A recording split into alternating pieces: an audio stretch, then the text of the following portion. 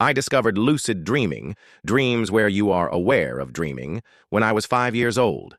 I had recently watched a Superman movie, the one with music by Hans Zimmer, and before I fell asleep, I pinky promised myself that I would face Zod, the villain of the film, in my dreams. My memory of that dream is vivid to this day. I was in preschool, and the teacher was trying to get us to play with an ABC toy set. I became very angry for no apparent reason, and it suddenly dawned on me that I was not supposed to be playing with the ABC toy set. I was supposed to be saving the world from Zod. I had pinky promised myself, and I could not leave the oath unfulfilled. My classroom crumbled away, leaving a blank sky. I now understood that this was a dream. I looked up into the blue sky and wondered why there was no spaceship. Spaceship form. My thought forced a spaceship to appear in the sky with a vague figure standing on top of it. It was Zod, my sworn enemy.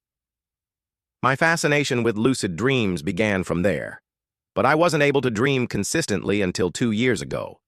My parents were quite strict, and so they restricted almost all internet access until I was 12. As soon as I had any level of access to the internet, I did two things. I searched up naked, sexy woman and how to lucid dream.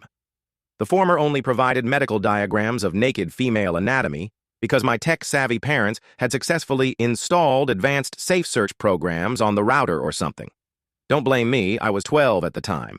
The latter taught me a myriad of techniques and concepts.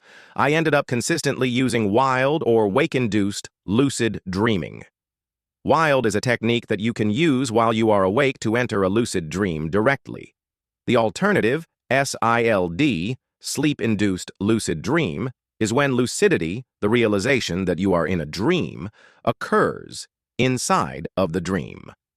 The dream I had when I was 5 was a SILD dream because I gained lucidity while inside of the dream. The first thing I did when I got my first wild dream was to conjure a naked, sexy woman. In front of me was a vague image of a woman. My environment, which was my room, was vivid and clear, but the woman in front of me looked fuzzy. My mind could not conjure a naked, sexy woman because I wasn't sure what that would look like. The image faded quickly, and having failed in my primary objective, I lost interest, and subsequently also lost lucidity in the dream. My attempts to lucid dream weren't always successful, and my techniques weren't consistent. Lucid dreaming techniques in and of themselves do not cause lucid dreams. They are simply conducive to psychological states that cause lucid dreams, like higher levels of awareness and skepticism towards reality. Checking to make sure you're not in a dream while you are awake is a common lucid dreaming technique. It took me a year to get everything perfect. My technique was this. I would lie on my back perfectly still and wait until I felt a strong buzz and elevated heart rate. My chest would feel like it was tightened. From here, I would eventually imagine throwing myself out of the bed. I wouldn't actually move a muscle, I would just imagine following through with such movements. If I actually fell out of the bed, it meant that I was in a dream and I performed a reality check. I would hold my nose. In a dream, I would still be able to continue breathing. Lucid dreams achieved through WILD are incredibly vivid. I can explore my room and my house, and every floor and detail will look perfect until I look very closely and notice small flaws.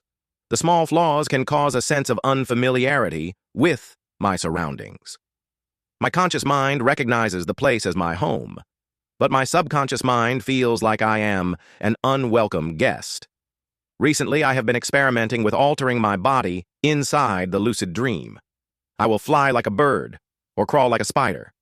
I will make my body smaller. I will grow new limbs. I don't just alter my body. I try to fully experience the mind of an animal. I forcibly move my body in unpredictable and jerky ways. When I am a bird, I open my eyes widely and move my head in a snappy movement. When I am an octopus, I try to compress my body into a small, tight space with my limbs wrapped and contorted in a weird and perhaps creepily flexible way. When I am a bug, I skitter across the floor and hide beneath a chair or table, observing the house in silence. An altered body is a completely novel experience that my brain cannot fully comprehend. When I flap my wings, I cannot feel every part of the wing, I can just feel my arms. Visually, I have wings, but I cannot feel them. When I grow new limbs, they move like any other entity that I can control. but I do not experience and sense them the way I experience and sense my two limbs. In a sad way, I cannot become a bird or become a spider.